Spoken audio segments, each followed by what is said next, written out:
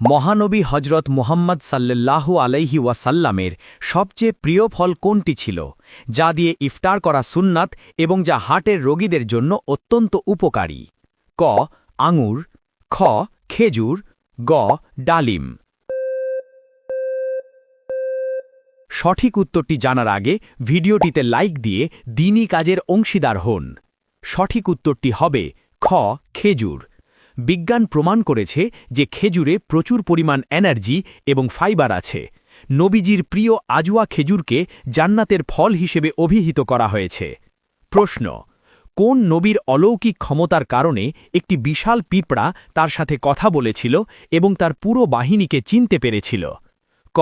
হজরত আদম আলাইহিয়াসসালাম, খ. হজরত সুলাইমান আলাইহিয়াসসালাম, গ. হজরত দাউদ আলাইহিয়াসসালাম। আপনি যদি সত্যি ইসলাম সম্পর্কে আরও জানতে চান তাহলে চ্যানেলটাকে সাবস্ক্রাইব এবং পেজটাকে ফলো করুন। সঠিক উত্তরটি হবে খ. হজরত সুলাইমান আলাইহিয়াসসালাম। আল্লাহ তাআলা হজরত সুলাইমান আলাইহিয়াসসালামকে পশু পাখি এবং কীটপতঙ্গের ভাষা বোঝার ক্ষমতা দিয়েছিলেন।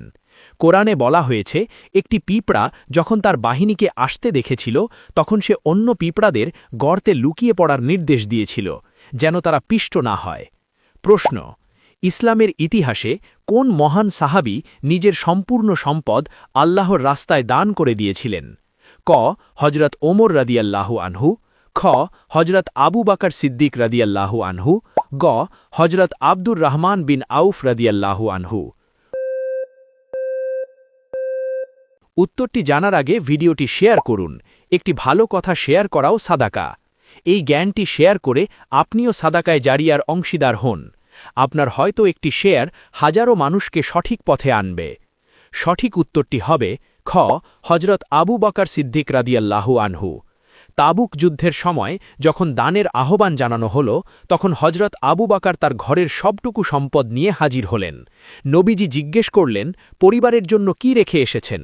তিনি উত্তর দিয়েছিলেন, আল্লাহ এবং তার রাসূলকে রেখে এসেছি। আপনি যদি সত্যি ইসলামকে ভালোবাসেন তাহলে কমেন্টে লিখুন, আই লাভ ইসলাম।